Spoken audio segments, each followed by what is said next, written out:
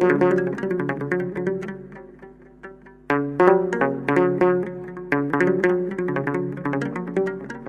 አብ ወወልድ ወመንፈስ ቅዱስ አሐዱ አምላክ አሜን። የተባረካችሁና የተወዳችሁ በጌታችን በአምላካችን በኢየሱስ ክርስቶስ በቅዱስ ደሙ የተቀደሳችሁ እግዚአብሔር አብ ልጆቼ ብሎ ይጠራችሁ ዘንድ አብ እንዲህ ያለውን ፍቅር የሰጣችሁ መንፈስ ቅዱስ ያትማችሁ ክርስቶስ በመስቀል የሞተላችሁ ዕዳ በደልን ሲከፍል የተከፈለለት ሕዝብ ያደረጋችሁ ሁላችሁ እንደምቆያችሁ ሁሉን የሚችል አምላክ ጌታ ስሙ ለዘላለም የተወደደ የተመሰገነ ይሁን።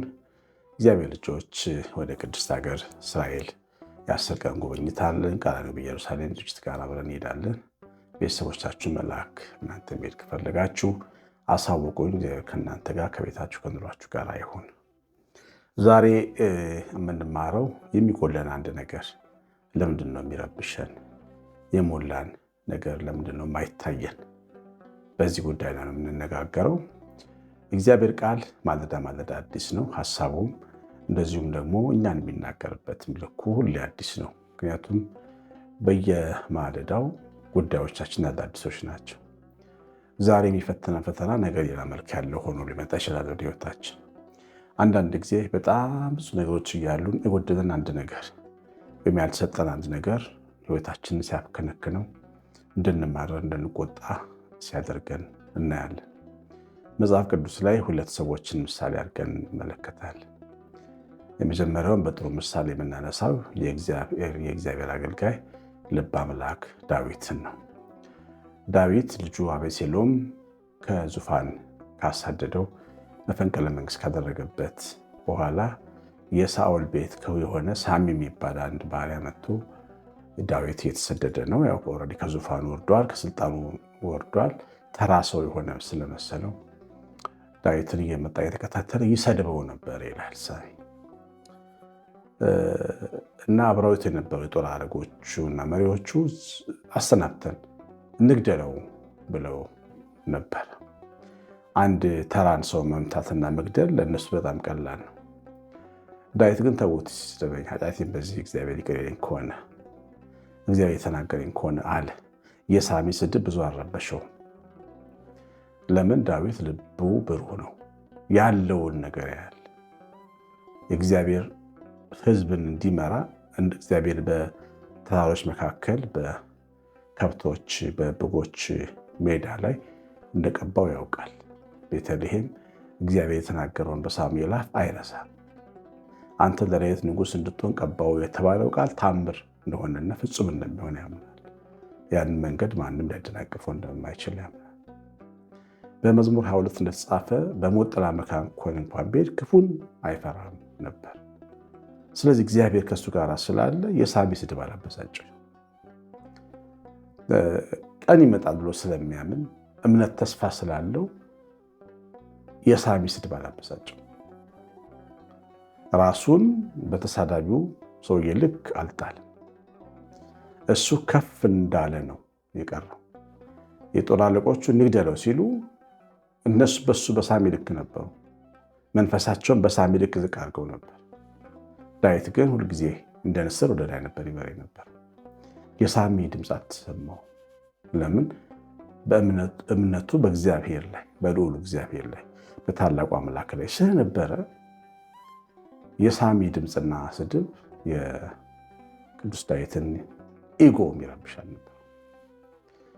በዚህ ምክንያት ደም ሳያፈስ ተመለሰ ወደ ዙፋኑ። ወደ ዙፋኑ ሲመለስ ማፈር የሚሆንለት ሳሚ ነው። ቀን የሚለወጥ ያልመሰለው ክፉ ሰው ነው። ይኸውላችሁ ሰዎች አንዳንዴ ቀን ከፋባችሁ ብላችሁ እንዳትጨክኑባቸው። ያ ቀን የተገለበጠ ቀን ምን ልንሆን እንችላለን? ክፉ የተናገርናቸው፣ የዛትንባቸው፣ ከሀገር ያስወጣናቸው፣ ከስራ ያባረርናቸው ሰዎች አለቆቻችን ነው ሊመጡ ይችላሉ። ምንም አናውቅም። ሁልጊዜ ቢሆንም ባይሆንም ለሰው መልካም እንደማድረግ ሰላማዊ ብድራት የለም እግዚአብሔር ልጅ። እንግዲህ ዳዊትን በዚህ መንገድ ስታዩት ያለው ብዙ ነገር እግዚአብሔር እንደሚወደው አወቀ። ብዙ መዝሙሮች እንዳሉት ያውቃል።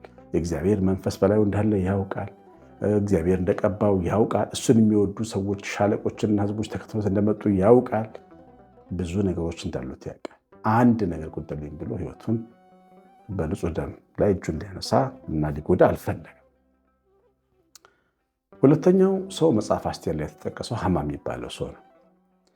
ሃማ በ128 አገሮች ላይ ባለስልጣን የነበረ ሰው ነው። የ128 አገር ማለት ከአዲሷ ትልቅ አሜሪካና ከትልቋ ቻይና የበለጡ ናቸው ስልጣናቸው። በጣም ትልቅ ህዝብ ነበር ይመረጥ። የአርጤክስስ ባለሟል ነው። ነገር ግን ልቡ ክፉ ነበር፣ የማይጠግብ ሰው ነበር።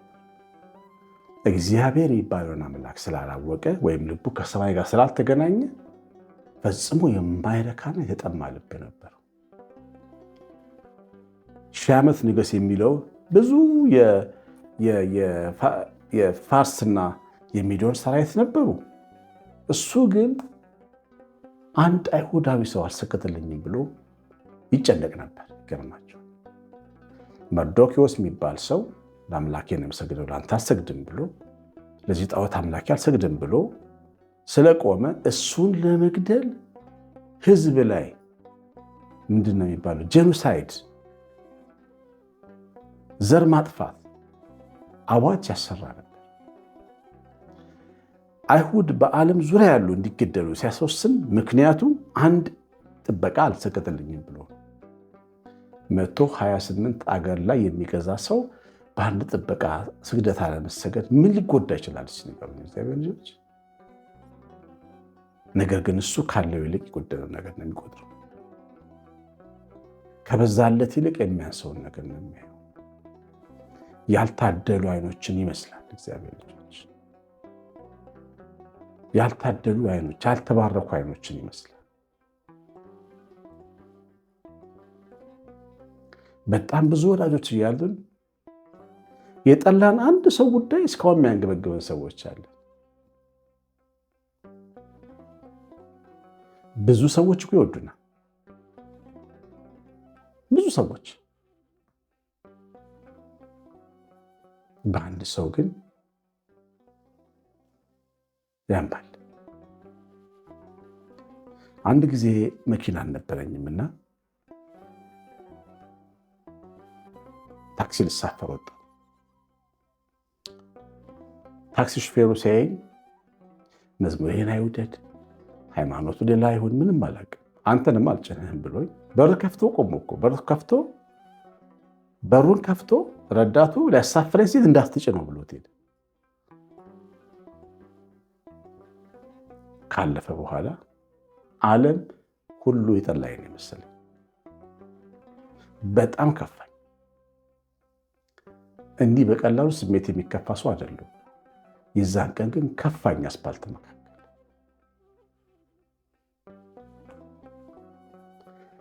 ከፋኝና ተመለስኩ ወደ ቤት። እንደተመለስኩ መንገድ ላይ በእግሬ እየገባሁ ወደ ሰፈር ተመልሼ እና መንገድ ላይ ስልክ ተደወለልኝ። ስልክ የደወለልኝ እዛ ሚኒባስ ታክሲ ውስጥ የነበረ የመዝሙር ቤት ባለቤት ነው። የኔ ወዳጅ እንዴት ነህ? ደህና ነህ? የስሙን ጠርቼ ሰላም ስለው አምላክ ዛሬ ቀሰፈው አለኝ። ማንን አልኩት። የታክሲ ሹፌሩ። እንዴ እየታየህን ስለው ታክሲ ውስጥ ነበርኩኝ። እስከ መሄጃው እስከ መጨረሻው ድረስ ህዝቡ እየበላው እየረገመው እየሰደበው ደረሳል። እንዴት ሰው እንደዚህ ይደረጋል? አምላክ ቀሰፈዋል። ከዛ ወዲያው ልቤ ምን ሆነ? ይሄ ሁሉ ሰው ይወደኝ ነበር ለካ አንድ ታክሲ ሹፌር እንደጠላኝ እንጂ ብዙ ሰዎች ይወዱኝ ነበር። ልክ አይደለሁም። ተመልሼ እንደገና ወደ ቤት መመለሼን ትቼ ተመልሼ ታክሲ ሊዝ መጣ። ተመልሼ ታክሲ ሊዝ እንደወጣው አንድ ማላቀው ሰው ትንሽ መኪና ይዟል። እንደ ምንድነው ቪትስ የምትባል አይነት መኪና ይዟል። መጥቶ አቆመልኝ። ምን አልሸኝ? የት ነው የምትሄደው? እግዚአብሔር እያሳየኝ ነው። በወደዱኝ ሰዎች እንድደሰት፣ በጠሉኝ ሰዎች እንዳልጨነቅ። ህይወት ኖርማል እኮ ነው። መጠላት ያለ ነው፣ አለመፈለግ ያለ ነው። ሁሉ ሰው ሊፈልገን አይችልም። ሁሉ ሰው ሊወደን አይችልም። ሁሉ ስለኛ ጥሩ ሊያወራ አይችልም። መጥፎ የሚያወሩ 1000 ሰዎች አሉ ስለኛ እኛ በሌለን። አንዳንዴ ወዳጆቻችን የምንላቸው ሰዎች ስለኛ መጥፎ ነገር ሊያወሩ ይችላሉ። ሌላ ሰው አዲስ ነገር የለም። አዲስ ነገር ስለሚመስለን ነው ይሄን ጉዳይ ስናቅ ላንታረቃቸው እንቀየማቸው። ግን የሚጎለን ነው የሚበልጠው ወይስ ያለን? በአንዱ መርዶክዮስ ምክንያት በአይሁድ ላይ የሞት አዋጅ አሳወጀ። ያ የሞት አዋጅ ተገለበጠና እሱና ቤተሰቦቹን ፈጀ። ለመርዶክዮስ ያዘጋጀው ግንድ ላይ እሱ ተንጠለጠለ፣ ራሱን ገደለ። ሃማ ሱሳይድ አደረገ፣ ራሱን አንቆ ገደለ ነው የሚባለው።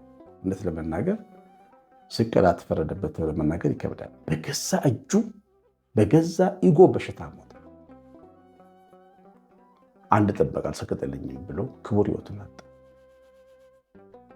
እግዚአብሔር ልጆች ሁልጊዜም ቢሆን ይላችሁ ክቡር ሕይወታችንን የምናጣው ያለ ዕድሜያችን የምንሸብተው ከሞላልን ይልቅ የጎደለበት ነገር ስለሚያስጨንቅ፣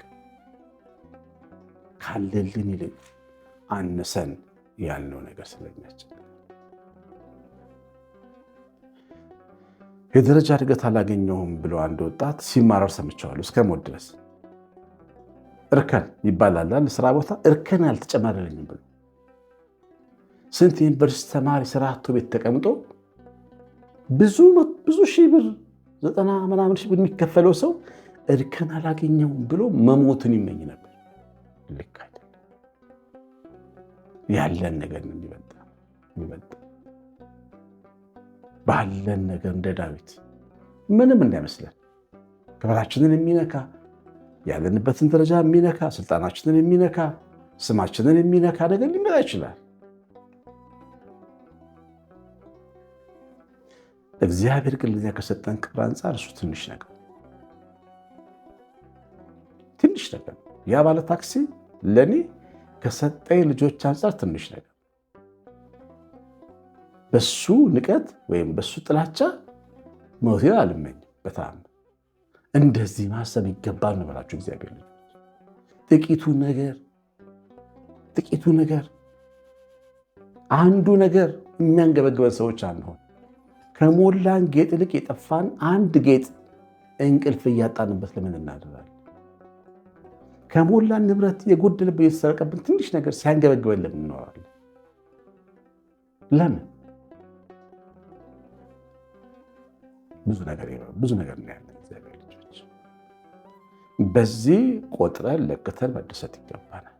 የሰማነው በልባችን ጻፍ። መንፈስ ቅዱስ ይባርከን። እግዚአብሔር ቸርነት የእናታችን ቤታችን ረድኤት በረከት የመላእክት ጥበቃ አብሮ እንዲሆን ትምህርቱ ላይ ኮሜንትና ላይክ ስለምታደርጉ እግዚአብሔር ባርካችሁ። ቀሲስ አሸናፊ ገብረማርያም ነኝ። ሰላም